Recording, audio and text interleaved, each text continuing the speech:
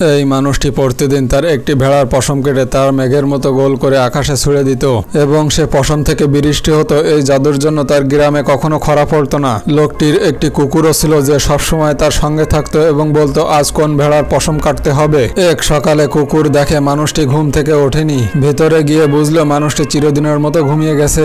দিন গড়াতে লাগলো, নদী শুকিয়ে গেল, মাটিতে ফাটল ধরলো, ফসল নষ্ট হতে লাগলো। তখন কুকুর নিজেই মেঘ বানানোর চেষ্টা করলো, কিন্তু ব্যর্থ হলো। ঠিক তখনই কুকুর দেখে একটি ভেড়া আকাশে উড়ে যাচ্ছে। সে ভেড়াটিকে ধরে একটি ঘরে আটকে দিল এবং বাকি ভেড়াগুলোকেও ঘরে ভরে দিল, কিন্তু একটি ভেড়া জানালা দিয়ে বাইরে বেরিয়ে গেল। কুকুর তা দেখে পিছনে ছুটতে লাগলো, কিন্তু ভেড়াটি কাঁটাযুক্ত ঝোপে আটকে গেল।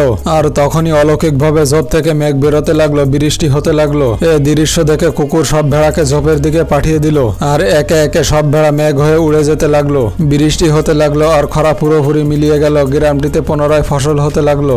বন্ধুরা, কুকুর কি তার দায়িত্ব পালন করলো? কমেন্টে জানাবেন। ভালো লাগলে লাইক করবেন।